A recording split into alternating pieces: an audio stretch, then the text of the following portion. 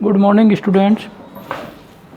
आज अपने class 9th का चैप्टर नंबर कौन सा चल रहा था आपको बताइए सभी को। चैप्टर नंबर 2 चल रहा है। चैप्टर का नाम क्या हमारे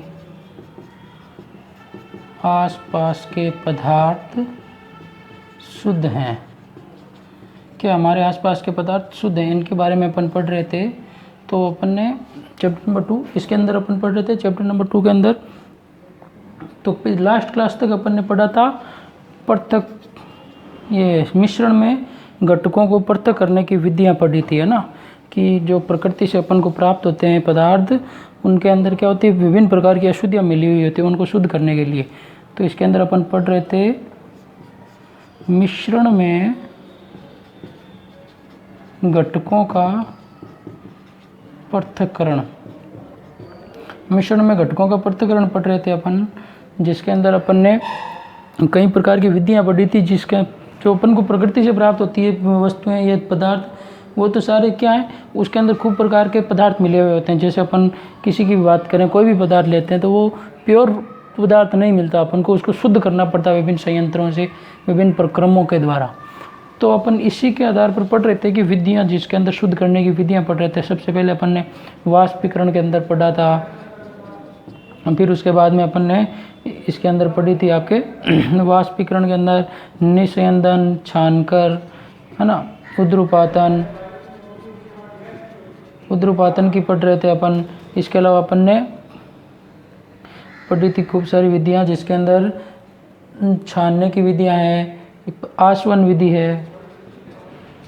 इसके अलावा अपन ने पढ़ी प्रभाजी आसवन विधि, है ना, या फिर अपकेंद्रण विधि। ये सारी विधियां अपन ने पढ़ी हुई है। वाष्पीकरण के अंदर तो क्या होता है, जल के अंदर जो अशुद्धि होती है उसको सीधे संपर्क में नहीं लाकर गर्म करके वाष्प अवस्था में जो अशुद्धियाँ, जल है वो तो उठ जाएगा, स्याही के अंदर से जो जल है वो तो उठ जाएगा और जो प्योर चीज़ है वो बच जाएगी। वाष्पीकरण की विधि। निस्यंदन के अंदर क्या होता है, छानने के द्वारा। उद्रूपातन का मतलब क्या होता है, ठोस से सीधे गैस में बदलने की विधि। गर्म करने पर सीधा गैस में बदल जाता है। इसके अंदर अपन NaCl प्लस NH4Cl की विधियाँ पढ़ी थी। NH4Cl को शुद्ध करने की। आसवन के अंदर गर्म करके आसवन विधि के द्वारा घुलनशील द्रवों को, और प्रभाजी आसवन के द्वारा अपन पेट्रोलियम उत्पादों को शुद्ध करने की विधियाँ पढ़ रहे थे। अब केंद्रण के अंदर दूध से क्रीम निकालने की विधि, दूध से क्रीम निकालने की विधि पढ़ी थी। तो ये सारी विधियाँ आपके क्या है, ये मिश्रण से पृथक्करण की विधि। इसके अलावा एक दो विधि और बाकी है, वो पढ़ लेते हैं, फिर उसके बाद में अपन आगे के चैप्टर में पढ़ेंगे। फिर उसके बाद में अपन ने एक और पढ़ी थी वायु के अंदर गैसों को शुद्ध करने की लास्ट विधि पढ़ी थी कल की क्लास के अंदर, कि जो वायु के अंदर घुलनशील गैसें हैं कौन कौन सी होती है। जैसे मोटे मोटे तौर पर अगर अपन वायुमंडल के अंदर बात करें तो वायुमंडल में कौन सी गैसें हैं आपके, सबसे पहले 78.1% तो होती है आपके, 78.1% होती है कौन सी, नाइट्रोजन गैस होती है। 1% आपके नाइट्रोजन गैस होती है। इसके अलावा 20.9% तक लगभग कौन सी होती है, ऑक्सीजन गैस होती है। इनकी मात्रा ज़्यादा होती है। फिर इसके अलावा तो CO2 है, आर्गन है, नियॉन है ना, ये इस प्रकार की खूब सारी गैसें भी पाई जाती है वायुमंडल के अंदर। तो वायुमंडल में इनको अलग किस प्रकार से किया जाता है, तो इनको क्या किया जाता है, गैसों को, जो मिश्रित गैसें हैं, मिश्रित गैसों को अलग करने के लिए अपन क्या करते हैं, सबसे पहले तो वायु को क्या करते हैं, कल बता भी दिया था, फिर भी 1-2 मिनट का बता रहा हूँ मैं। प्रेशर को तो बढ़ाते हैं और टेम्परेचर को क्या करते हैं, प्रेशर को बढ़ाते हैं और टेम्परेचर को कम करते हैं। P का मतलब प्रेशर, मतलब हिंदी में कहें तो इसको दाब। T का मतलब तापमान, मतलब टेम्परेचर मतलब हिंदी में ताप। बढ़ाएंगे तो बढ़ाएंगे और इसको क्या करेंगे, संपीड़न, मतलब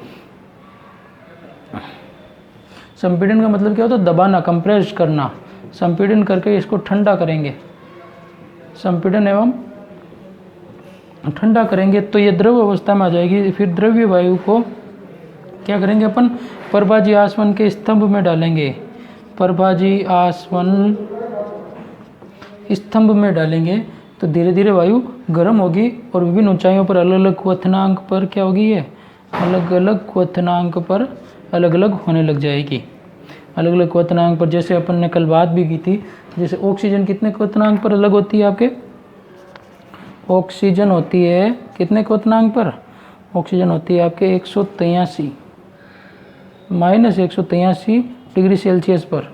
इसके अलावा आपके आर्गन होती है, वो आर्गन होती है आपके कितने पे, 186 डिग्री सेल्सियस पे। और नाइट्रोजन होती है जो होती है आपके किसके ऊपर, -196 पे अलग होती है। तो ये अपन ने कल की क्लास तक, लास्ट क्लास तक यहाँ तक बात की थी। अब इसके आगे अपन बात करते हैं अगली विधि, जिसके अंदर अपन पढ़ेंगे कि किसी अशुद्ध नमूने से कॉपर सल्फेट कैसे प्राप्त करते हैं। कि जैसे किसी अशुद्ध नमूना है, कोई अपन को सैंपल दिया हुआ है, अशुद्ध सैंपल, उससे अशुद्ध, आज अपन मिश्रण के घटकों के पत्तन के अंदर ही पढ़ रहे हैं, अशुद्ध नमूने, अशुद्ध नमूने में से, अशुद्ध नमूने में से शुद्ध कॉपर सल्फेट, शुद्ध कॉपर सल्फेट कैसे प्राप्त कर सकते हैं, प्राप्त कर सकते हैं। अशुद्ध नमूने से शुद्ध कॉपर सल्फेट कैसे प्राप्त करते हैं। कॉपर सल्फेट का सूत्र क्या था, CuSO4, है ना। ये कैसे प्राप्त करते हैं, तो अपन एक क्या करते हैं, इसको प्राप्त करने के लिए एक आप चीनी मिट्टी की प्याली लें और उसके अंदर क्या डाल दें, आप चीनी मिट्टी की प्याली लें, उसके अंदर आप क्या डाल दो, 5 ग्राम अशुद्ध कॉपर सल्फेट। जैसे ये अपन ने एक प्याली ली और उस प्याली के अंदर 5 ग्राम, ये तो हो गई आपकी प्याली, इस प्याली के अंदर 5 ग्राम क्या डाल दिया अपन ने, 5 ग्राम को अब 5 ग्राम अशुद्ध कॉपर सल्फेट, अशुद्ध कॉपर सल्फेट डाल दिया। अशुद्ध कॉपर सल्फेट डालने पर और फिर इसके अंदर क्या डाल दिया, ये डालने के बाद में न्यूनतम जिसके अंदर जल डाल दिया, और क्या डाल दिया अपन ने, जल डाल दिया इसके अंदर, जिससे ये आसानी से घुल जाए उसके अंदर। फिर उसके अंदर से घोलने के बाद में इन अशुद्धियों को एक छनक के द्वारा छान लेते हैं। फिर इसको अपन क्या कर लेंगे, छान लेते हैं। फिर उसके बाद में अपन बात करते हैं, छानने के बाद में इसको संतृप्त विलयन प्राप्त करने के लिए अपन जल को संतृप्त, मतलब एक समान विलयन प्राप्त करने के लिए इसको अपन क्या करते हैं, जल के कॉपर सल्फेट को वाष्पित करते हैं, मतलब इसको गर्म करते हैं या फिर इसको छोड़ देते हैं गर्म होने के लिए। तो जैसे जो जल की मात्रा होगी वो क्या हो जाएगी आपके इसमें से अलग हो जाएगी। और फिर क्या करते हैं, वाष्पीकृत कर लेते हैं, तो जल की मात्रा अलग हो जाती है। मतलब अगर अपन इसको गर्म करेंगे तो ये जल वाष्प बनकर उठ जाएगा, जल तो वाष्प बनकर उठ जाएगा। फिर पीछे क्या बचेगा आपका, कॉपर सल्फेट बचेगा। और फिर कॉपर सल्फेट जो बचेगा, उस कॉपर सल्फेट को अपन क्या करेंगे, उस विलयन को इसके ऊपर क्या, एक अपन छनक पत्थर से इसको ढककर एक बंद कमरे के अंदर, है ना, कमरे के तापमान पर इसको, कमरे के तापमान पर इसको रख देंगे। कमरे के तापमान पर इसको ठंडा होने के लिए रख देंगे, ठंडा होने के लिए रख देंगे। किसको, इस प्याली को पूरी को, है ना। फिर कॉपर सल्फेट के शांत छोड़ देंगे, रख देंगे अपन। रख देने के बाद में अपन दूसरे दिन या 12 घंटे 24 घंटे के बाद में अपन देखेंगे तो आपको जो प्याली के अंदर जो कॉपर से बचा हुआ पदार्थ है, उस कॉपर सल्फेट के क्या प्राप्त होंगे, आपको क्रिस्टल प्राप्त होंगे। ये इस प्रकार से क्रिस्टल प्राप्त होंगे। जैसे अपन देखते हैं, आप घरों के अंदर फिटकरी देखी होगी आपने, फिटकरी तो देखी होगी सभी के। मिटा दूँ ये तो, फिर अपन ये प्रक्रिया कर ली। क्या किया, सबसे पहले एक बार वापस बता रहा हूँ मैं। सबसे पहले अपन ने एक प्याली के अंदर अशुद्ध जो अपन को कॉपर सल्फेट है, 5 ग्राम कॉपर सल्फेट लिया। उसको क्या किया, वो प्याली में डाल के उसको उसके अंदर जल के अंदर घोल दिया। जल में घोलने के बाद में थोड़ा सा अच्छे से घुल जाता है। फिर उसको अपन ने जल में घोला, फिर उसको अपन ने छान लिया तो जो अशुद्धियाँ हैं वो अलग हो गई। फिर उसके बाद में उसको वाष्पीकृत किया अपन ने। वाष्पीकृत करने के पहले ये किया, फिर ये किया, फिर ये किया। फिर वाष्पीकृत करने के बाद में उसको कमरे के तापमान पर ठंडा कर दिया। क्या कर दिया, कमरे के तापमान पर ठंडा किया। ठंडा करने के बाद अपन देखते हैं कि जो कॉपर सल्फेट था वो उस चीनी की मिट्टी की प्याली में क्रिस्टलीकृत होकर रह गया। मतलब इसके अंदर जो शुद्ध कॉपर सल्फेट प्राप्त हो गया अपन को। जो ये प्याली है इसके अंदर क्या प्राप्त हुआ अपन को, शुद्ध कॉपर सल्फेट के क्रिस्टल प्राप्त हुए। आगे बात शुद्ध कॉपर सल्फेट के क्रिस्टल। और इस प्रक्रम को अपन क्या कहेंगे, जो अपन ने जल में अशुद्ध था आपके पास में जो कॉपर सल्फेट, उसको अपन ने शुद्ध करने की ये विधि क्या कहलाएगी आपके, ये विधि कहलाएगी क्रिस्टलीकरण।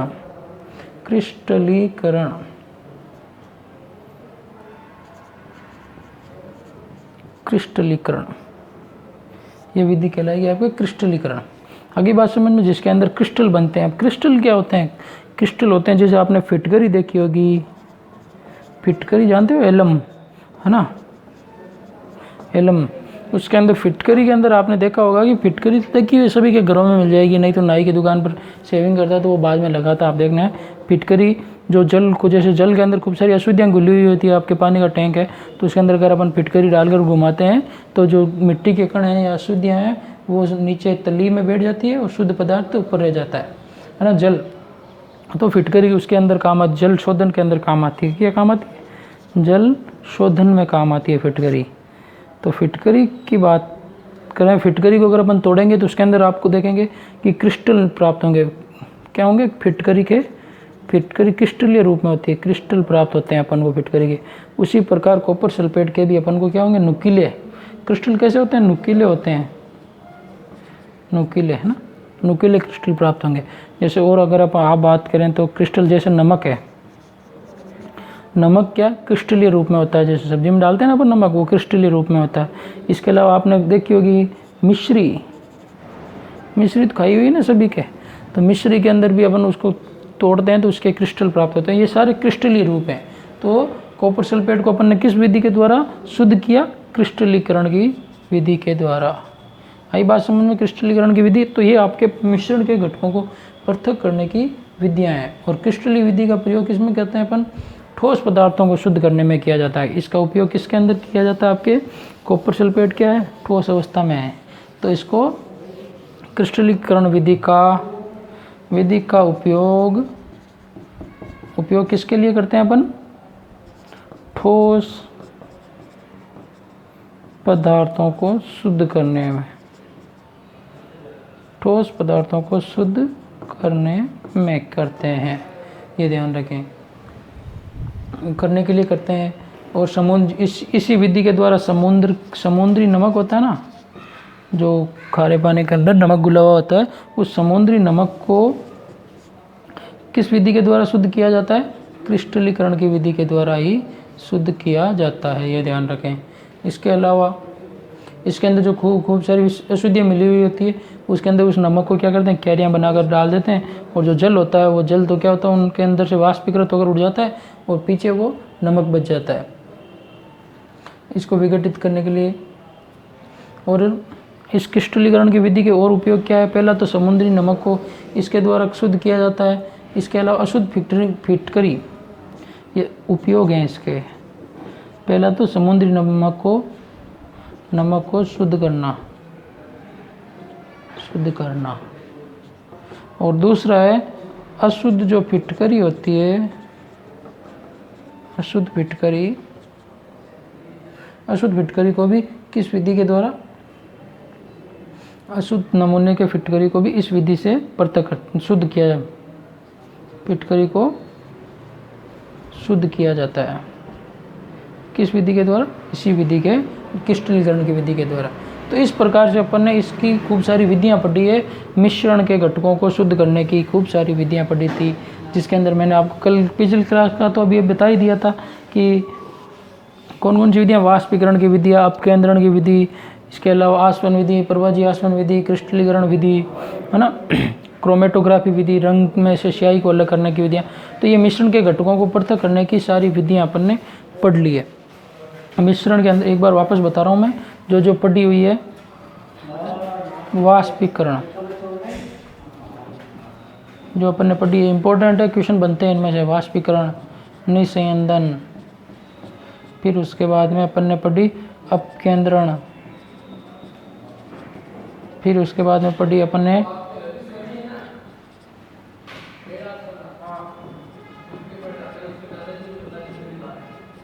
क्रोमेटोग्राफी, क्रोमेटोग्राफी पढ़ी जिसके द्वारा रंगों को अलग किया जाता है। इसके अलावा अपन ने आसवन विधि पढ़ी, इसके अलावा अपन ने प्रभाजी आसवन विधि पढ़ी, प्रभाजी आसवन। इसके अलावा अपन ने क्रिस्टलीकरण विधि पढ़ी। तो इतनी सारी विधियों के द्वारा पदार्थों को अलग करने की विधियां पढ़ी है अपन ने। जो अशुद्ध मिले हुए पदार्थ होते हैं उनको अलग करने की विधियां अपन ने पढ़ी हुई है। अब इसके बाद में अपन पढ़ते हैं, ये आपके मिश्रण के घटकों को पृथक्करण का ये टॉपिक तो आपके कंप्लीट हो जाता है, ठीक है। अब उसके आगे अपन आज एक और छोटा सा टॉपिक शुरू करते हैं, भौतिक परिवर्तन और रासायनिक परिवर्तन। क्या पढ़ते हैं अपन? भौतिक परिवर्तन और रासायनिक परिवर्तन के बारे में बात करते हैं। सिंपल सी बातें हैं। भौतिक परिवर्तन आपके 6th क्लास में भी था, 8th क्लास में भी था और 9th क्लास में भी है। देखो, भौतिक एवं रासायनिक परिवर्तन इम्पोर्टेंट टॉपिक है। छोटे छोटे क्वेश्चन बनते हैं इसमें से सीधे सीधे। अगर इसकी परिभाषा आपको समझ में आ गई तो ये बहुत सिंपल है। एग्जाम्पल कोई भी दे दो, आप बता दोगे कि इसमें भौतिक परिवर्तन है या रासायनिक परिवर्तन।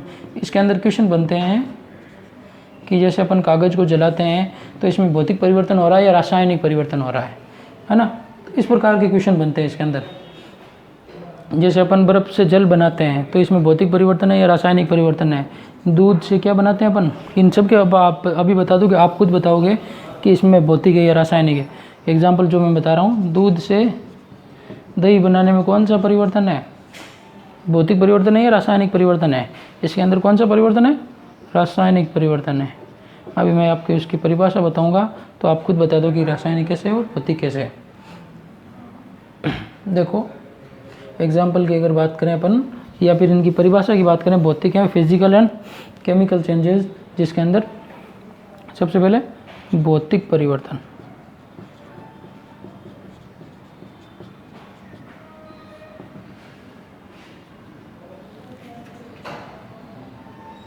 भौतिक परिवर्तन, भौतिक परिवर्तन क्या होता है? पदार्थ की भौतिक अवस्थाओं में परिवर्तन, पदार्थ के भौतिक गुणों में, पदार्थ के भौतिक गुणों में परिवर्तन, भौतिक गुणों में परिवर्तन, पदार्थ के भौतिक गुणों में परिवर्तन। जैसे भौतिक गुण क्या है? जैसे उसका रंग है, भौतिक गुणों में परिवर्तन। जैसे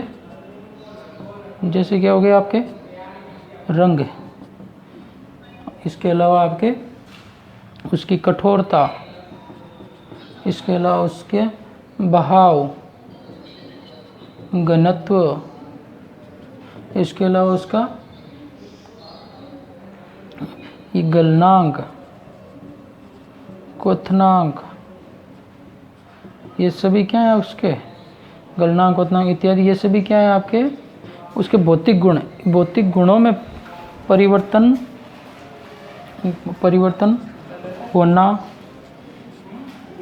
होना क्या कहलाता है? आपके भौतिक परिवर्तन कहलाता है।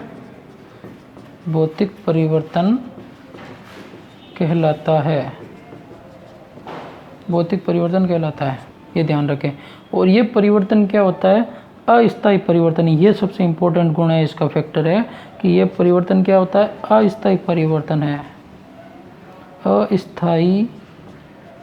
अस्थायी परिवर्तन है, या ये क्या है? अस्थायी परिवर्तन। अस्थायी परिवर्तन कैसे है? ये तो भौतिक परिवर्तन की परिभाषा। अब इसके एग्जाम्पल की बात करें, भौतिक परिवर्तन के एग्जाम्पल की बात करें तो एग्जाम्पल का सीधा सिंपल सा एग्जाम एक है, सीधा सा एक एग्जाम्पल है आपके। जैसे बर्फ़ से क्या बनना, बर्फ़ से क्या बनता है आपको? बर्फ़ इसको अपन ठंडा करें या गर्म करेंगे तो क्या बन जाएगा? ये जल बन जाएगा। और गर्म करेंगे तो ये क्या बन जाएगा? वाष्प बन जाएगा, है ना। और इसको वापस ठंडा करेंगे तो ये जल बन जाएगा, और ठंडा करेंगे तो ये वापस क्या बन जाएगा? बर्फ़ बन जाएगा। तो ये क्या हो गया आपके भौतिक परिवर्तन, मतलब अस्थायी अवस्था है। बर्फ से क्या बना आपके, जल बना, ठीक है, और जल से वाष्प बनी, तो परिवर्तन हो गया। और रासायनिक परिवर्तन तो क्या होता है, स्थायी होता है, मतलब बर्फ से अगर जल बन गया तो वापस जल से बर्फ नहीं बनेगा, तो ये परिवर्तन क्या होता है, स्थायी।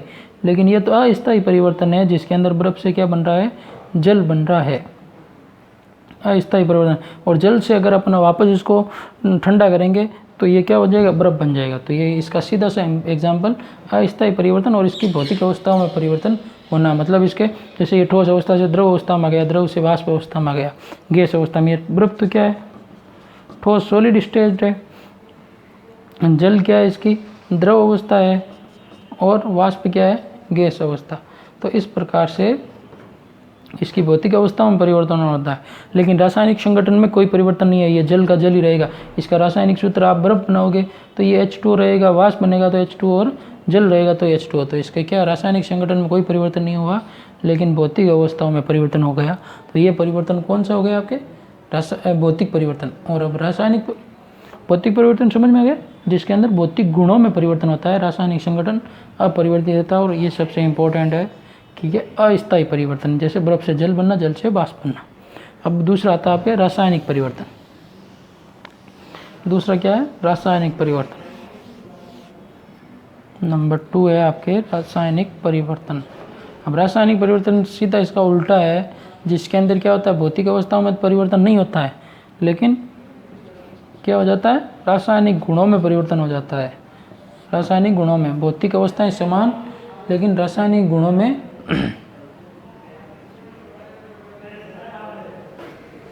रासायनिक, इसमें क्या होता है,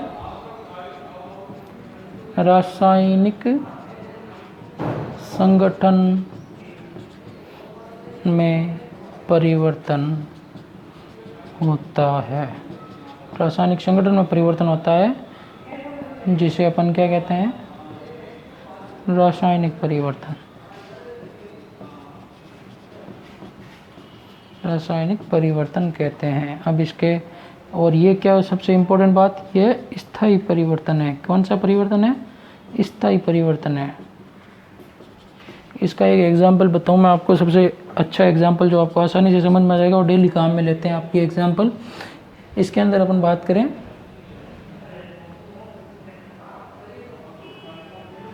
इसके अंदर सीधा सिंपल सा एग्जाम्पल है आपके, दूध से क्या बनता है, दही बनता है। इसकी भौतिक अवस्था समान है, दूध का कलर भी क्या होता है, सफ़ेद होता है, और दही का कलर भी क्या होता है, आपके रंग सफ़ेद होता है। लेकिन इनके रासायनिक संगठन में परिवर्तन हो जाता है, मतलब दूध का स्वाद अलग रहता है, दही का स्वाद अलग रहता है ना। लेकिन कलर दोनों का क्या है, एक ही है, हल्का सफ़ेद होता है ना, हल्का पीला या सफ़ेद। दूध और दही के इनके रासायनिक संगठन में परिवर्तन है। अपन दूध से क्या बना सकते हैं, दही बना सकते हैं, लेकिन दही से वापस क्या बना सकते हैं, दूध बना सकते हैं क्या, कतई नहीं बना सकते, है ना। तो दूध से तो दही बन सकता है, लेकिन दही से वापस दूध नहीं बन सकता। तो ये कौन सा परिवर्तन हो गया, स्थायी परिवर्तन हो गया। तो एग्जाम्पल समझ में आ गया। भौतिक परिवर्तन के अंदर तो अपन ने एग्जाम्पल क्या पढ़ा था, एक बार देखो, जल, बर्फ से क्या बनाया अपन ने, जल, और जल से वापस बर्फ बना सकते हैं। तो ये कौन सा परिवर्तन हो गया, अस्थायी परिवर्तन। और इसके अंदर क्या है, अपन दूध से दही बना सकते हैं, लेकिन दही से वापस क्या नहीं बना सकते, अपन दूध नहीं बना सकते। तो ये कौन सी परिवर्तन हो गया आपके, रासायनिक परिवर्तन। इसके अलावा खूब सारे एग्जाम्पल हैं इनके जो अपन पढ़ते हैं। जैसे अपन देखते हैं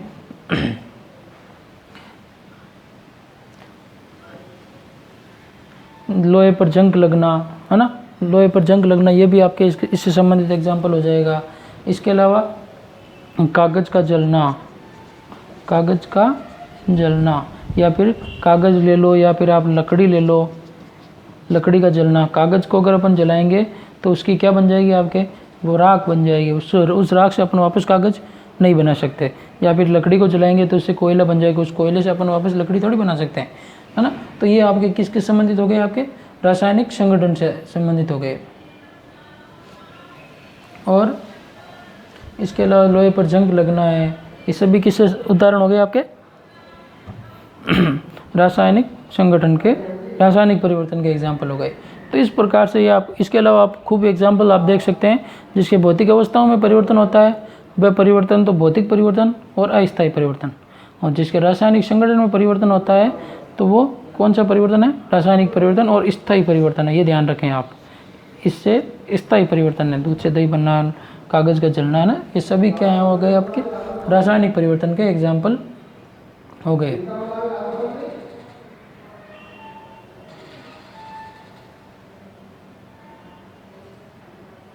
ये सभी आपके रासायनिक, भौतिक और रासायनिक परिवर्तन दोनों समझ में आ गए। इंपॉर्टेंट है आपके इससे संबंधित कि भौतिक परिवर्तन क्या होता है और रासायनिक परिवर्तन। किताब में दिए हुए हैं, आपकी किताब देखना, आप उसके अंदर खूब सारे एग्जाम्पल हैं, वो आप सोल्व करना, उनके अंदर पृथक करना कि भौतिक परिवर्तन किसका है और रासायनिक परिवर्तन कौन सा है ना। तो भौतिक परिवर्तन और रासायनिक परिवर्तन से संबंधित अपन ने बातें की। तो आज की क्लास में अपन ने क्या क्या पढ़ा, सबसे पहले तो पढ़ा मिश्रण को पृथक करने के मिश्रण के घटकों को पृथक करना, जिसके अंदर खूब सारी विधियां पढ़ी। फिर उसके बाद में अपन ने पढ़ा है छोटा सा टॉपिक भौतिक, एक छोटे छोटे क्वेश्चन बनते हैं इसके अंदर, एग्जाम्पल देकर पूछते हैं कि इसमें भौतिक परिवर्तन होगा या रासायनिक परिवर्तन होगा। तो भौतिक परिवर्तन और रासायनिक परिवर्तन से संबंधित अपन ने बातें की है। एक बार वापस बता रहा हूँ, इनकी परिभाषाएं आपको समझ में आ जाएगी। तो एग्जाम्पल कोई भी हो, बेसिक कंसेप्ट समझ में आ जाना चाहिए। भौतिक परिवर्तन क्या होता है, जिसके अंदर भौतिक गुणों में परिवर्तन होता है। किसमें, भौतिक गुणों में। रासायनिक गुणों में कोई, रासायनिक संगठन में कोई परिवर्तन नहीं होता, तो वो भौतिक परिवर्तन होता है। और सबसे इम्पोर्टेंट ये अस्थायी है। और रासायनिक परिवर्तन क्या होता है, स्थायी परिवर्तन होता है, जिसके अंदर क्या होता है, रासायनिक संगठन में परिवर्तन होता है, लेकिन भौतिक गुण समान रहते हैं। रासायनिक संगठन में परिवर्तन होता है, लेकिन क्या होते हैं, भौतिक गुण ये समान रहते हैं। जैसे एग्जाम्पल बता ही दिया था मैंने आपको, बेसिक एग्जाम्पल भौतिक का, तो बर्फ़ से क्या बनना, जल बनना। और रासायनिक का बता ही दिया था मैंने आपके, क्या, दूध से क्या बनना, दही बनना। ये आपके रासायनिक परिवर्तन से संबंधित एग्जाम्पल हो गए। तो आज की क्लास में अपन इतना ही पढ़ेंगे। इससे आगे अपन जो अगला टॉपिक रहेगा वो अगली क्लास में पढ़ेंगे, जिसके अंदर तत्वों के बारे में, धातुओं के बारे में अपन पढ़ेंगे। ठीक है, तो इस प्रकार से आप इनके अंदर अपन ने भौतिक और रासायनिक परिवर्तनों को पढ़ा है। ओके, गुड लक, धन्यवाद।